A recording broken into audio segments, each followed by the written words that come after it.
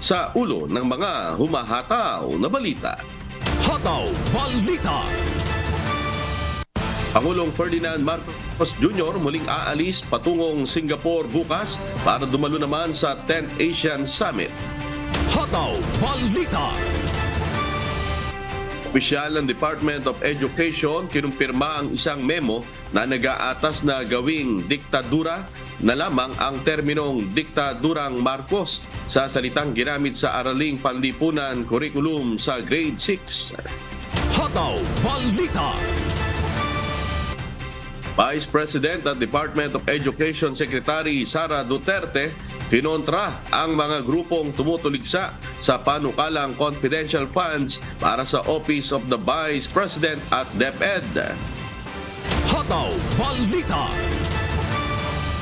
Ex-President House Deputy Speaker at Pampanga 2nd District Representative Gloria Macapagal Arroyo hinimok si dating Pangulong Rodrigo Duterte na maging politically active ulit.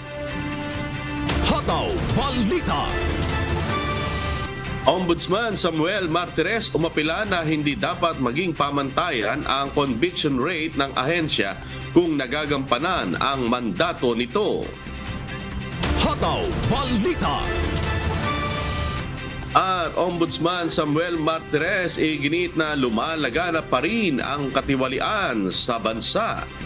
Hataw Balita. Una sa ating mga humahataw na balita. Matapos ang kanyang biyahe sa Indonesia, muling aalis si Pangulong Ferdinand Marcos Jr. patungong Singapore bukas September 13 para dumalo naman sa 10th ASEAN Summit.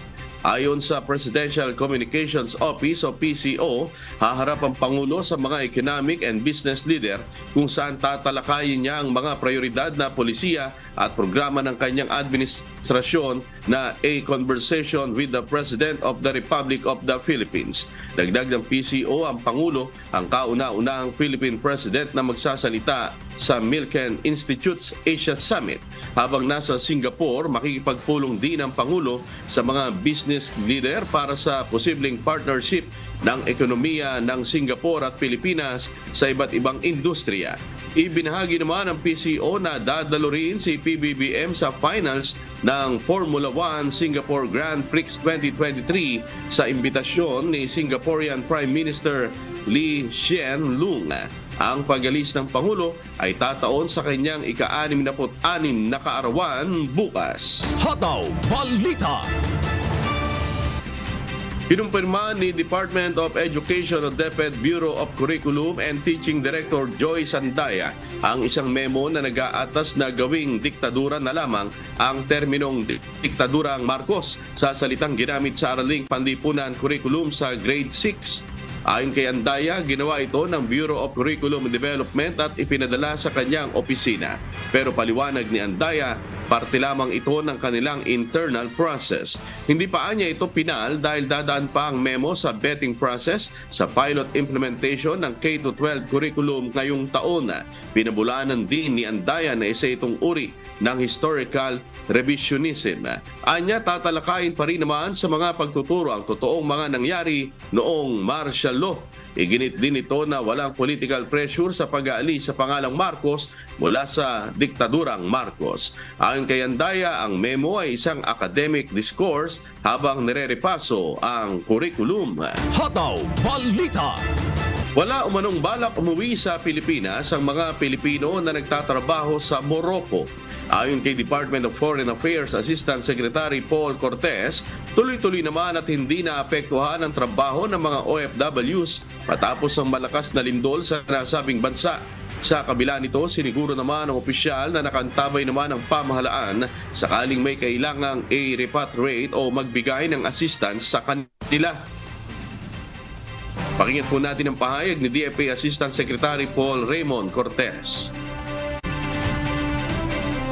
Sa case po ng mga kababayan natin sa Morocco, stay put po yung mga kababayan natin and they're still there working and going on. Life goes on para sa karamihan po sa kanila.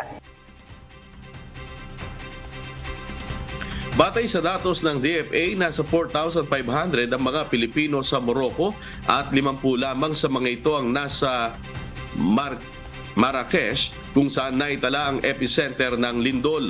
Maaari namang makipag-ugnayan ng mga Pilipino na mangangailangan ng tulong sa Philippine Embassy sa Morocco sa teleponong +2126-9420-2178 o sa kanilang official Facebook page. Hataw Balita.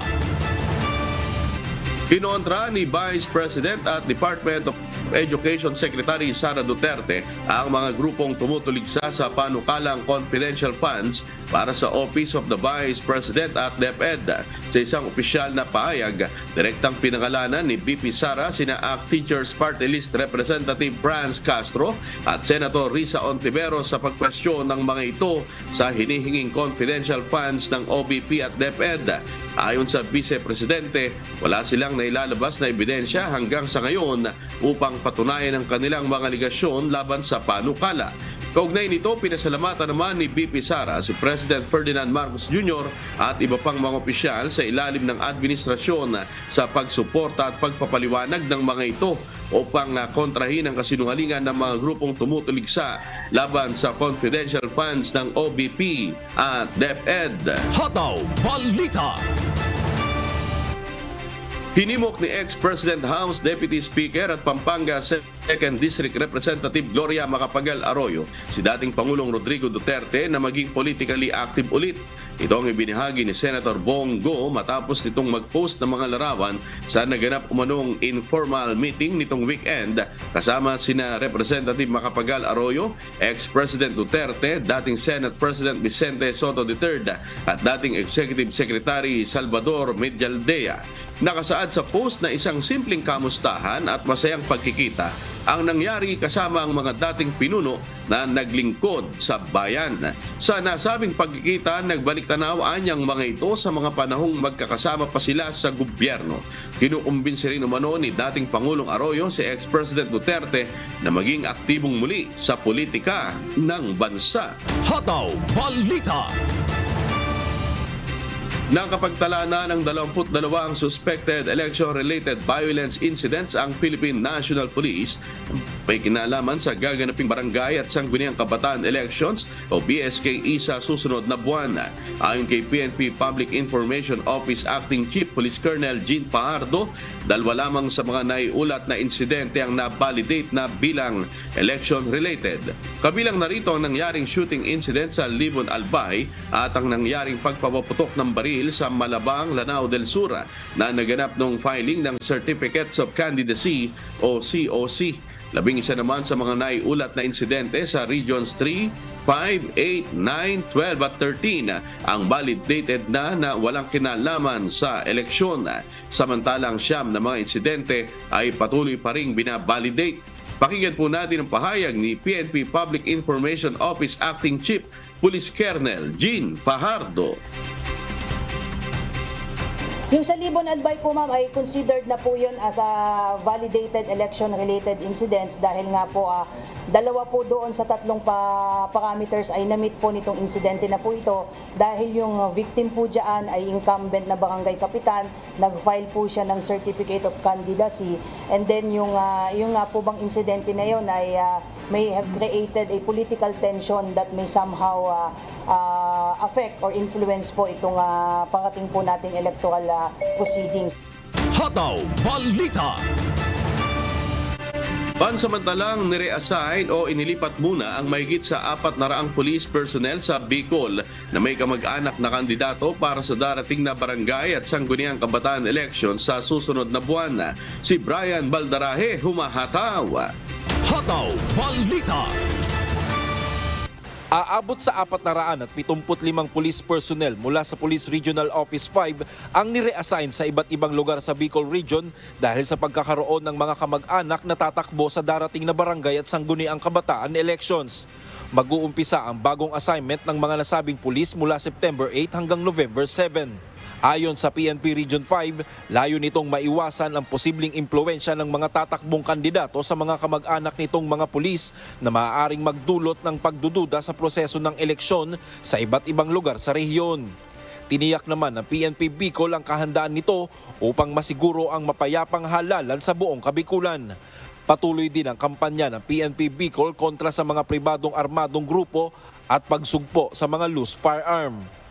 Samantala, isang dialogo ang inorganisa ng Albay Police Provincial Office kasama ang lahat ng kandidato sa bayan ng Libon sa Albay para sa parating na barangay at sangguniang kabataan elections. Umabot sa mahigit 1,000 kandidato mula sa 47 barangay sa naturang bayan ang dumalo sa nasabing aktibidad. Upang magkaroon ng pagkakaisa, isang integrity pledge din ang pinirmahan ng mga kandidato para sa pagkakaroon ng ligtas at mapayapang eleksyon sa nasabing lugar.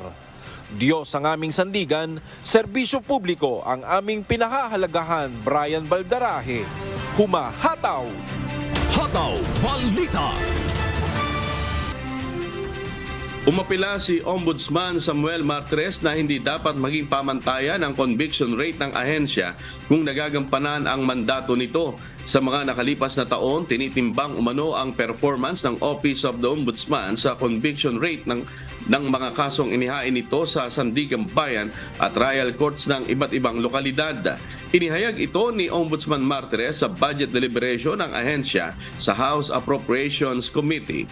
Tungkulin ng tanggapan ng Ombudsman o Tanod Bayan na imbestigahan at papanagutin ang mga public official na sangkot sa katiwalian at irregularidad. Pakinggan po natin ang pahayag ni Ombudsman Samuel Martires. Our performance should not be based really on the conviction rate. That is unfair to the Office of the Ombudsman. Hataw Balita.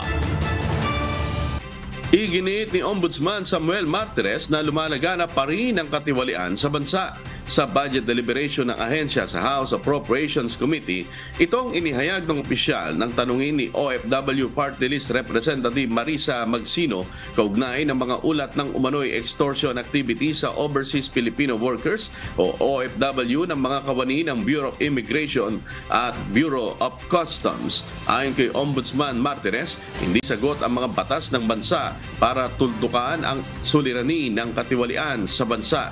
Tiniyak naman ng opisyal sa mga mambabatas na nagpapatuloy ang investigasyon laban sa mga tauhan ng mga kawanihang inaakusahan ng pangingikil. Pakinggan po natin ang pahayag ni Ombudsman Samuel Martires. Ang corruption po ngayon sa Pilipinas ay nagiging endemic. Ang corruption po ngayon sa Pilipinas ay nagiging parang fashion, becomes a fad, because money becomes power. We have to introduce, as I'd always been saying, a subject from kindergarten until college on God-centered values formation. Hataw Balita. Ipinananawagan ni Ombudsman Samuel Martires sa publiko na huwag gamitin ang ahensya upang magsampa ng harassment suits laban sa ilang opisyal at kawani ng pamahalaan. Sa gitna ito ng anyay pagiging under attack umano ngayon ng ahensya dahil sa mga kasong hinahawakan nito. Ayon sa opisyal, binibigyang pansin din ng ahensya ang mga kasong sinasampa ng mga may hirap at hindi ilang ng mga may matataas na posisyon. Pakinggan po natin ang pahayag ni Ombudsman Samuel Martires. Dahil hindi naman pong ombudsman karakarakan mag-action sa inyong mga kaso, na wala naman talagang kinalalaman. Sa kadahilanan lang, magpa-file kayo ng kaso dahil ang respondent ay isang sikat na tao, mataas ang posisyon sa gobyerno. Binibigyan din po namin ng pansin yung mga kaso na file ng mga mahihirap. Hataw Balita. Sa iba pang balita, suportado ng economic managers ang ipinatupad na price cap ni Pangulong Ferdinand Marcos Jr. sa regular at well-milled rice. Ayon kay Finance Secretary Benjamin Jokno, sang-ayon sila na ito ang pinakamabisang paraan sa ngayon upang mapababa at mapatatag ang presyo ng bigas. Nagbigay na rin anya sila ng ilang suwestyon upang makatiyak na may sapat na rice supply habang ipinatutupad ang price cap kabilang ang napapanahong pag-aangkat ng bigas ng pribadong sektor. Hataw Balita. Oy, badges po para sa mga motorista dahil sa ikasampung sunod na linggo, ipatutupad na ulit ang panibagong oil price hike ng mga kumpanya ng langis mamayang alas 6 ng umaga ngayong araw po ng Martes, September 12. Ayon sa mga oil company, tataas ng nasa 40 sentimos ang presyo ng kada litro ng diesel, habang nasa 20 sentimos naman na dagdag sa presyo ang ipatutupad sa kada litro ng gasolina. Samantala, 20 sentimos naman na patong ang aasahan sa presyo ng kada litro ng kerosina. Kahit pababa ng presyo ng langis sa world market nitong nakarang Lunes hanggang Miyerkules, inihayag ng mga bansang Saudi Arabia at Russia ang kanilang bawas produksyon sa langis hanggang sa katapusan ng taon. Ito ang dahilan kaya gumalaw ang presyo nito sa world market at natuloy ang oil price hike. Samantala, ayon kay Transportation Secretary Jaime Bautista, nakatakda ng ipamahagi sa susunod na mga araw ang fuel subsidy para sa mga jeepney driver, operator, tricycle, delivery rider, transport network services at iba pa.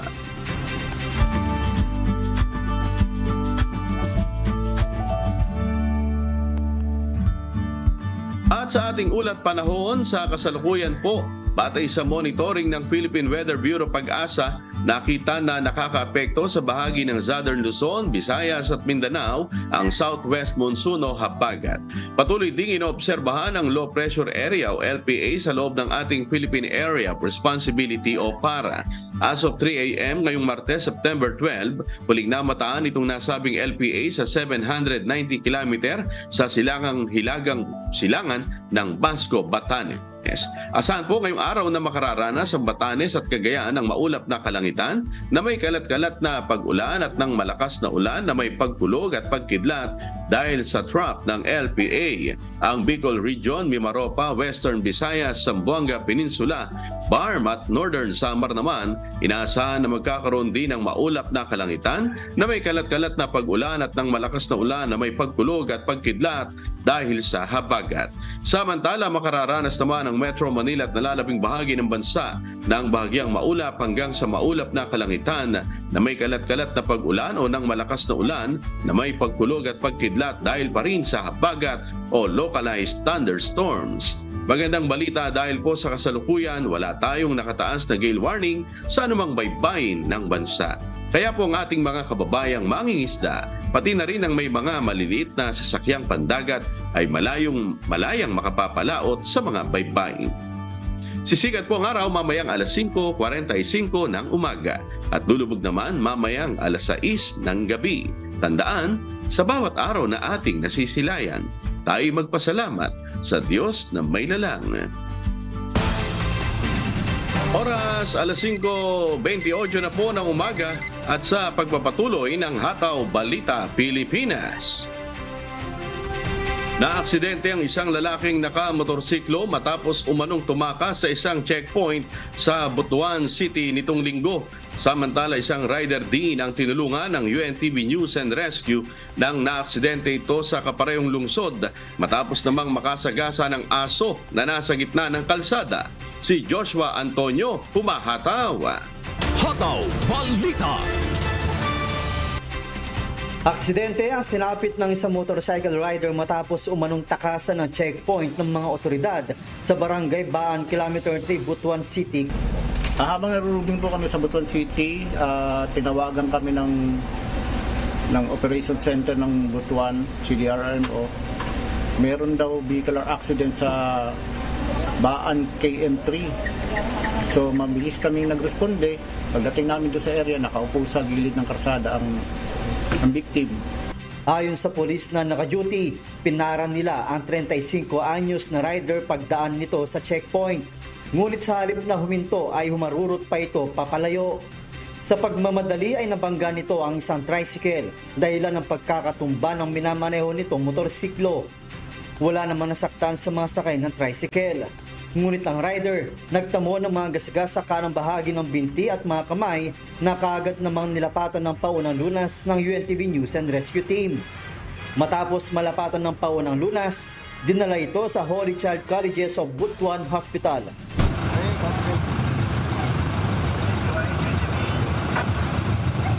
Boss, hindi po responsibility dito. May mga vehicular pwede makatakot.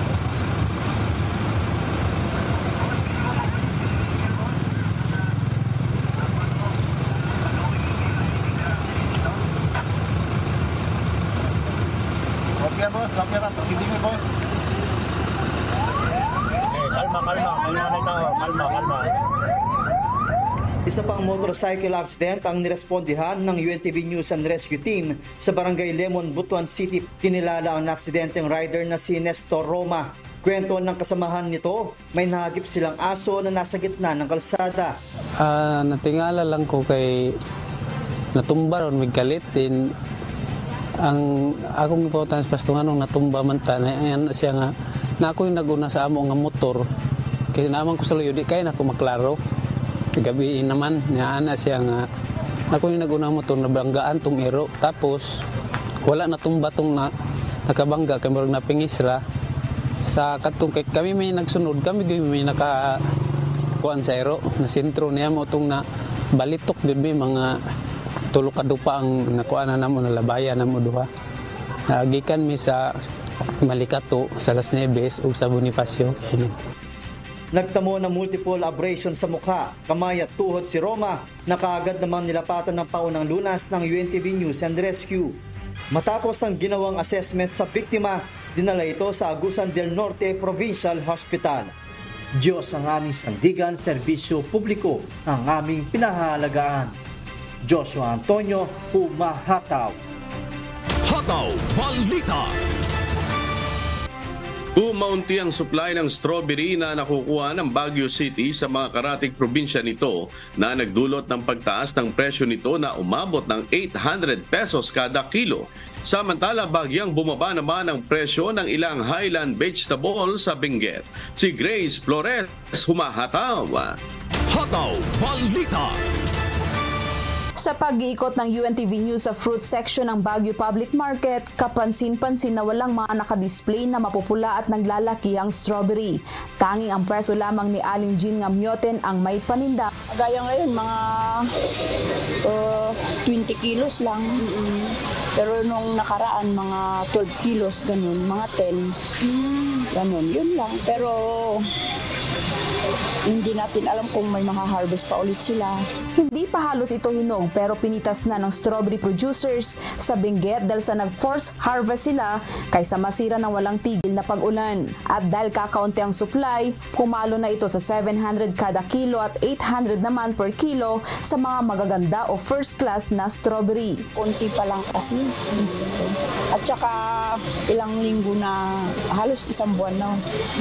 Oo. Pakunti-kunti kasi pag may dumating, kunwari dumating ngayon, pero kung sa susunod, hindi natin alam, sabi kasi tinanong ko sa farmers, kailan pa ba ulit yung dating, sabi niya, hindi natin alam kung may maha-harvest pa ulit.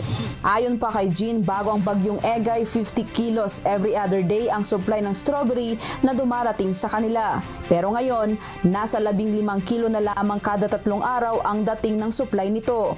Ang turistang si Mars, bumili na lang kahit sobra itong mahal para may pasalubong siya sa kanyang anak pag-uwi ng Tuguegarao. Medyo mataas pero I think nagdepende talaga sa season. No? Paborito kasi ng mga anak ko kaya kaya kukuha po ako. Samantala, nananatiling mataas ang presyo ng gulay dito sa Baguio City at sa La Trinidad Trading Post. Tumaas ng 20 to 30 ang ilang mga highland vegetables dahil sa walang tigil na mga pag-uulan, simula pa ito sa nagdaang Super Typhoon Egay. Ang wholesale price ng patatas na dating 80 to 90 pesos kada kilo, ngayon nasa 110 to 120 pesos. Ang sayote na dating nabibili ng 20 to 30 kada kilo, ngayon nasa 70 pesos per kilo. Bahagya itong bumaba dahil last week ay umabot sa 100 to 110 ang per kilo ng sayote. Ang bumbok na dating 70 pesos kada kilo, ngayon nasa 80 to 90 pesos na. Ang repolyo na dating 60 pesos kada kilo, tumaas ng 90 pesos. Tumaas din ang Baguio beans na dating 100, ngayon 150 na kada kilo. Wala ring halos makikitang nagbibenta ng chop suey set na 100 kada plastic. Ito yung tinatawag nila na chop suey set dito sa Baguio Public Market. Kung mapapansin ninyo, hindi na siya kompleto. Dati kompleto ito pero ngayon kulang na siya ng cauliflower dahil sa sobrang taas ng presyo ngayon ng Highland vegetables. Ayon sa dealers at farmers, hindi muna sila nagdi-deliver sa mga malalayong lugar gaya ng Metro Manila dahil sa kakaunti ang supply maliban dito ay mataas din ang presyo ng Highland vegetables. Isa sa dahilan ay ang walang tigil na pag-ulan, ang ilan naman ay nasira ang tanim at pahirapan sa pagbiyahe dahil sa mga landslide. Diyos ang aming sabdigan, serbisyo publiko ang aming pinahahalagahan. Mula rito sa Baguio City, Grace Flores, humahataw. Hataw Balita. Itinampok ng bayan ng Bontoc sa Mountain Province sa mga lokal na produkto nito sa formal na pagbubukas ng Agri-Trade Fair kahapon, September 11, bilang bahagi ng 115th Bontoc Foundation Day at 19th Among Festival. Magtatagal ang naturang trade fair hanggang September 16. Tampok ang mga produkto mula sa 4 na clustered barangays ng Bontoc tulad ng mga gulay, prutas, mga aquatic food, root crops, woven products, condiments at iba pa. Radiating good governance through accelerated public service ang tema ng aktibidad ngayong taon na kinabibilangan ng Sing and Dance Competition, Skills Challenge, Search for Mr. and Miss Bontoc, TV Caravan, Indigenous Games, Street Dancing at Cultural Presentation. Ang aktibidad ay pinangunahan ng mga local government officials kasama si Bureau of Fisheries and Aquatic Resources o BFAR Car Chief Aquaculturist Lois Permin na kumakatawan sa BFAR-CAR, Regional Director Lilibet Signey at iba pang opisyal sa iba't ibang ahensya ng gobyerno. Hataw Balita. Binuksan na sa publiko ng lokal na pamahalaan ang lamot sa lalawigan ng Ifugao ang kayaking activity. Sa pagbubukas ng nasabing aktibidad sa bayan ng Lamot, mahigit 50 individual ang sumali sa kayaking adventure mula Lawig hanggang Lamot Bridge. Ayon kay Municipal Administrator Conrado Bucat, ang kayaking activity ay kabilang sa mga inobasyon na sinimula ng local government unit sa pamamagitan ng Tourism Office para palakasin ang industriya ng turismo ng Lamot. Dagdag pa ng opisyal, hindi lamang sa ikabubuti ng local government unit ang naturang aktibidad kundi para sa buong munisipalidad. Hinikayat ang publiko na suportahan ang kayaking activity na magtutulak sa pagunlad ng ekonomiya at trabaho sa komunidad. Hataw Balita. Mahigit sa 6 million pesos ang halaga ng ari-arian na natupok sa dalawang magkasunod na sunog sa Barangay Tejero, Cebu City. Si Edmond Hisola, humahataw. Hataw Balita. Hindi bababa sa 6.6 million pesos ang halaga ng ari-arian ang nasira sa nangyaring dalawang magkasunod na sunog na naitala ng Cebu City Fire Department sa Barangay Tejero, Cebu City nitong Linggo, September 10. Ayon kay Fire Inspector Pierre Angelo Abiliana, investigator ng Cebu City Fire Station, 6 ang naitalang totally burned na bahay at 6 na iba pa ang bahagyang nasunog sa sitio Bac Blessed, Agyola Street sa Barangay Tejero bandang 1:39 ng hapon. Itinaas naman ang ikalawang alarma ng sunog pagkalipas ng 2:00 ng hapon. Ayon sa ulat ng Cebu City Fire Station, nasa 2.4 million pesos ang halaga ng mga natupok na ari-arian. Samantala, isang insidente din ng sunog ang natanggap ng ahensya 8:03 ng gabi mula naman sa sitio Laurente ng Tejero, Cebu City. Itinaas sa ikatlong alarma ang naturang sunog bandang 8:26 ng gabi, ngunit naapula rin bandang 8:50. Naapektuhan naman ang 20 bahay at 25 pamilya sa insidente. 14 ang totally burned na bahay at 6 naman ang partially burned. Nasa 4.2 million pesos ang halaga ng ari-arian na natupok ng apoy. Ayon sa Cebu City Fire Office, nagsimula ang sunog sa bahay nila Lionel Rivera, 29 anyos, na kasalukuyang nakaditin ngayon sa Police Station 3 ng Cebu City. Siya ang tinuturong suspect ng sunog dahil sinaway pa umano ito ng kamag-anak na itigil ang ginagawang pagpapasindi sa kanyang kwarto, ngunit hindi ito nakinig. Nasilingan ng mga nakuhaan sa sunog. Ito, pero pa niyo masilingan. Inihahanda naman ng mga investigator ng Cebu City Fire Department ang mga detalye para tuluyang masampahan ng kasong arson ng sospek. Wala namang naiulat na nasawi sa nangyaring magkasunod na sunog. Ituloy natin yung fire safety awareness at saka nanghingi kami ng tulong lalo na sa barangay na i-disseminate yung mga fire safety awareness campaign namin. Kasalukuyan namang nasa gymnasium ng Barangay Tejero, Cebu City ang mga residenteng naapektuhan ng sunog. Diyos ang aming sandigan, serbisyo publiko ang aming pinakahalagahan. Mula rito sa Cebu City, Edmond Disola, Humahataw! Hataw Balita! Sinimula ng Department of Transportation, katuwang ang Department of Public Works and Highways at ilang lokal na pamahalaan sa Batangas at Rizal ang paglalatag ng proyektong 76.70 kilometers na bike lane sa mga piling daan ng Lipa City at Batangas City sa lalawigan ng Batangas, pati na sa Cainta, Antipolo City at San Mateo sa Rizal Province. Si Aris Silvestre, Humahataw! Hataw Balita!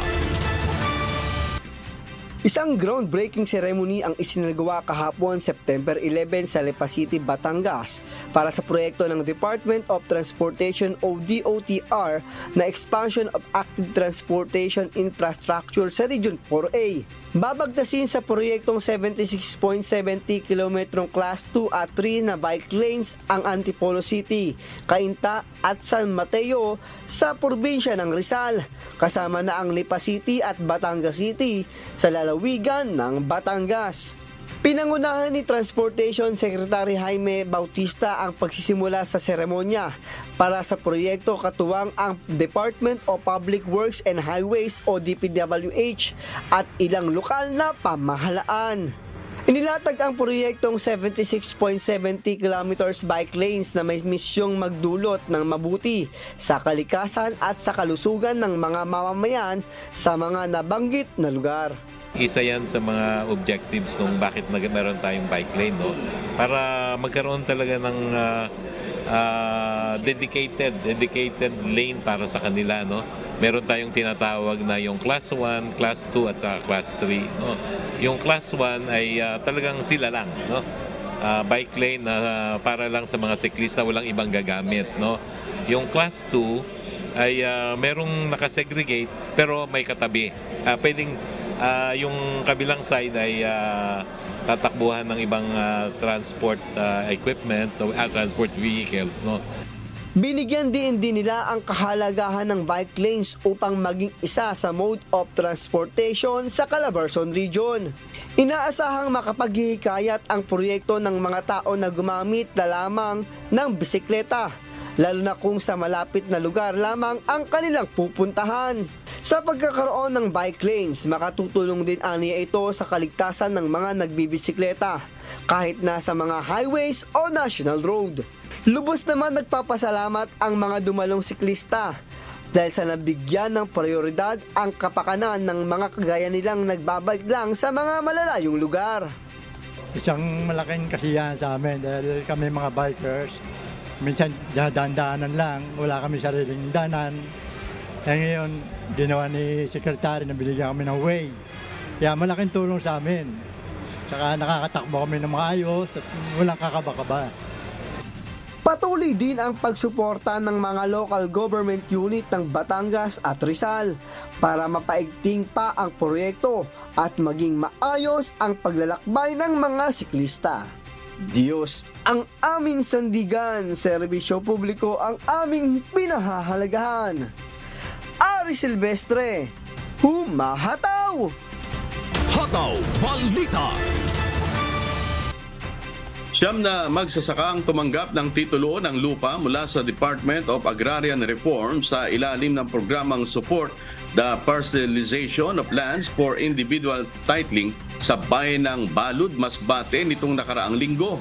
Si Jerry Galicia, Humahataw! Hataw Balita! Tinatayang mahigit 9 na hektarya ng lupang sakahan ang pinamahagi ng Department of Agrarian Reform o DAR sa dalawang barangay sa bayan ng Balud, Masbate nitong Huwebes, September 7. Siyam na magsasaka ang natapos na matagal na paghihintay na makamtan ang pinapangarap na magkaroon ng sariling lupaing sasakahin. Sa ilan ng proyekto na nandari, pinamamahagi ang mga lupang sakahan sa pamamagitan ng Support to Parcelization of Lands for Individual Titling o STWIT programa. Alinsunod ito sa direktiba ni Pangulong Ferdinand Marcos Jr. kay DAR Secretary Conrado Estrella III na pabilisin ang proseso pamamahagi ng e-title para sa mga Agrarian Reform of Beneficiary o ARB. Ayon pa sa DAR, sa pamamagitan ng proyektong ito, mapapataas ang produksyon at magkakaroon ng food security na may malaking bahagi ang mga magsasaka. Maiaangat din ang pamumuhay ng mga mahirap na magsasakang dati ay umaasa lamang o nakikitanim sa hindi sariling lupain. Diyos ang aming sandigan, serbisyo publiko ang aming pinahalagahan. Jerry Galicia, humahataw. Hataw Balita. Nagkaloob ng libreng birth certificate mula sa Philippine Statistics Authority o PSA ang lokal na pamahalaan ng Jose Panganiban sa Camarines Norte sa mga mag-aaral mula kinder hanggang grade 6 ng isang mababang paaralan. Si Lizel Nael, humahataw. Hataw Balita. Libreng ipinamahagi ng lokal na pamahalaan ng Jose Panganiban sa Camarines Norte ang Philippine Statistics Authority o PSA issued birth certificates sa estudyante ng San Jose Elementary School ng nasabing bayan. Katuwang ng Jose Panganiban LGU sa naturang proyekto ang Municipal Civil Registrar's Office. Humigit kumulang 150 kopya ng PSA birth certificate ang ipinamigay ng walang bayad sa mga mag-aaral ng nasabing eskwelahan. Kabilang sa nabigyan ang mga mag-aaral mula kinder hanggang grade 6. Tuwang-tuwa naman ang mga estudyante lalo na ang kanilang mga magulang dahil malaking tulong na ito sa kanila at hindi na iisipin ang ipambabayad para makapagproseso nito ng individual. Ang PSA birth certificate ay isang mahalagang dokumento ng isang individual na nagagamit sa halos lahat ng uri ng transaksyon, mapabata man o matanda. Diyos ang aming sandigan, serbisyo publiko ang aming pinahahalagahan. Mula rito sa Camarines Norte, Lizel Nael, humahataw. Hataw Balita. Binigyan ng libreng school supplies ng mga volunteers ng Members Church of God International sa Camarines Sur ang mga mag-aaral sa isang malayo at payak na paaralan sa Bato, Camarines Sur. Si Ryan Salatandol, humahataw. Hataw Balita. Isa sa mga malalayo, payak at hindi masyadong nararating ng tulong mula sa Department of Education o DepEd ang San Isidro Elementary School sa bayan ng Bato, Camarines Sur. Pinagtulong-tulungan lamang na itayo ng mga magulang at teachers ang mga silid-aralan sa naturang paaralan. Ang mga upuan halatang hindi pare-pareho dahil sa donasyon lamang ang mga ito. Ang mga mag-aaral kailangan munang tumawid sa isang ilog para makapasok sa paaralan. Ito pong komunidad ay napakapayak po, simple lang yung pamumuhay at karamihan po dito sa komunidad ay talagang below average yung po social status. Kaya po dito po nagkakaroon po kami ng problema talaga sa kakulangan talaga po ng mga school supplies. Lahat po ng nakikita niyo po dito talagang effort po, pagbabayanihan, pagtutulungan, donasyon mula po sa komunidad. Kaya kung mapapansin niyo po, light materials po ang commonly gamit po namin sa pag-construct po ng TLS. Ang San Isidro Elementary School ay naisara sa pangalawang pagkakataon, 17 taon na ang nakakaraan. Kaya naman sa muling pagbubukas nito, nagpaabot ng tulong ang grupo ng MCGI para sa mga mag-aaral. Kaya naman ang malaman ng mga volunteers ng Members Church of God International o MCGI ang kalagayan ng mga estudyante, agad na nagtungo ang grupo upang mamigay ng libreng school supplies sa lahat ng mag-aaral sa paaralan. Umabot sa mahigit 100 na estudyante ang napagkalooban ng school supplies tulad ng notebook, papel, ballpen, lapis at crayons na magagamit ng mga estudyante sa kanilang pag-aaral. At kami po laang tumulong sa inyong mga pangangailangan, abot ng aming makakaya, ay kami po sa MCGI nakahandang tumulong sa inyo mga magulang at mga kabataan. Kaya sana po Ipagpasalamat natin sa Diyos ang araw na ito. Namahagi rin ang grupo ng mainit na lugaw at masarap na lumpia para sa mga estudyante, guro at mga parents sa lugar. Masaya naman ang kalooban ng mga volunteers ng MCGI dahil sa pagkakataong makagawa ng mabuti sa kapwang nangangailangan. Opo, maraming salamat po sa Diyos at sa mabuting pagkakataon. Dito po ay na-feel po namin yung lubos na kasiyahan na makagawa, makatulong sa mga estudyante, sa mga guro, sa mga magulang na sa kanilang kakulangan ay nakadugtong po tayo ng mga bagay na kinakailangan po nila dito sa paaralang ito na malayo po sa mga sentro ng mga bayan. Nagpapasalamat naman ang mga magulang at teachers sa paaralan dahil sa pag-abot ng grupo sa paaralan. Sobrang laking bagay po nung tulong niyo, lalong-lalo na po sa mga bata. Ayun po sa mga members, taos-pusong pasasalamat po sa inyo sir, sa lahat ng members, sa lahat ng tumulong at sa tutulong pa maraming salamat. Naway marami pong maabot pa ng inyong kamay sa pagtulong po dito po sa mga nangangailangan. Maraming salamat po. Po sa inyo, sana po marami pa po kayong makatulungan sa katulad po namin na mga maliliit na komunidad. Sa pag-alis ng mga volunteers ng MCGI sa lugar, baon ng grupo ang matamis na ngiti ng mga guro at mag-aaral sa paaralan. Diyos ang aming sandigan, serbisyo publiko ang aming pinahahalagahan. Ryan Salatandol, Humahataw! Hataw Balita! Malinis ang record at nananatiling walang talo ang AFP Lady Gunners sa pagpapatuloy ng eliminations ng UNTB Volleyball League o UBL. Hawak ngayon ng AFP ang top spot na may 5 panalo at 0 loss matapos dominahin ang DFA Emissaries sa main game na ginanap sa Marikina Sports Center nitong linggo, September 10. Tinanghal na best player of the game si Kijoy Betinho. Nauna rito, itinumba ng PNP Lady Patrollers ang Senate Lady Defenders sa exciting ball game na umabot sa 4th set para ilista naman ang 4-1 win-loss record. Namuhunan ang PNP sa team effort sa pangunguna ni Malu Padilla. Hindi naman pinabawi pa ng Judiciary Justice Servers sa first game ang Ombudsman Grapbusters sa kanilang makapigil hiningang game. Rumatsyada ng opensa ang Justice Servers sa 3rd at 4th set matapos makuha ng Ombudsman ang 2nd set. Ilang beses na nakadikit ang Ombudsman subalit kinapos sila sa Judiciary na pinangunahan ni Aleli Boras na tinanghal na best player of the game. Hataw Balita!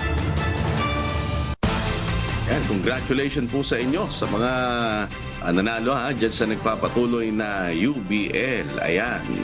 At sa atin naman ang shout out sa ating mga suki. Banggitin natin yung ilan. Sila Elena Yang from Taiwan, Emma Chikuhara ng Japan, Daisy Mediadon, Wilfredo Perlada, Lourdes Parducho, Lisa Linoy, Monica Susan Bolya from Bacolod City, Melito Maramag, Brett Reyes, Jorsky Ando Jr., Ligaya Alnas. Ayan. At syempre, binabati ko ang aking anak, si Elisea Kulubong. Ayan, maagang nagpe-prepare para sa kanyang pagpasok ngayong umaga. At syempre, ganoon din sa mga sukay natin sa buong Pilipinas at sa iba't ibang panig ng mundo. Shoutout din po sa mga tagapakinig ng Hataw Balita Pilipinas sa Radyo La Verdad 1350. At dito na po tayo mamayang alas 7 po ng gabi Philippine Standard Time sa nagpapatuloy po na mass indoctrination ng MCGI sa official MCGI social media accounts. Kabilang po ang MCGI channel, ang official YouTube channel ng Members Church of God International. Patuloy rin po namin kayong inaanyayahan na makiisa sa Global Prayer for Humanity tuwing Lunes hanggang Biyernes alas 9:30 ng gabi. Ito po ay nakastream ng live sa lahat ng MCGI social media accounts. Ang Global Prayer for Humanity ay bukas po sa lahat, anuman ang inyong relihiyon o lahi.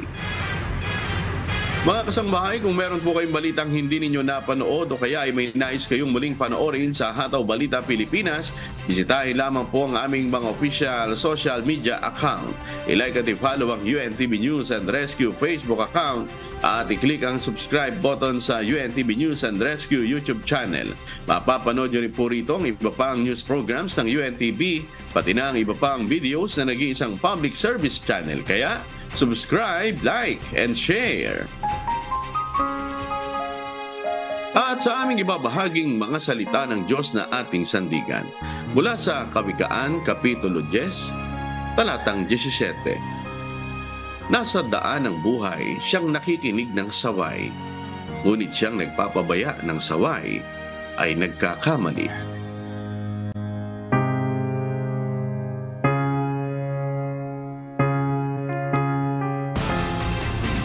At yan po ang mga humahataw na balita ngayong umaga ng Martes, ika-12 sa buwan ng Setyembre 2023. Sa ngalan po ng lahat ng bumubuo ng UNTV News and Rescue at ng UNTV Radio La Verdad 1350 ng ating mga correspondent mula Luzon, Visayas at Mindanao. Ako po ang inyong amigo, Sherwin Kulubong, at dito sa UNTV at UNTV Radio La Verdad 1350. Diyos ang aming sandigan.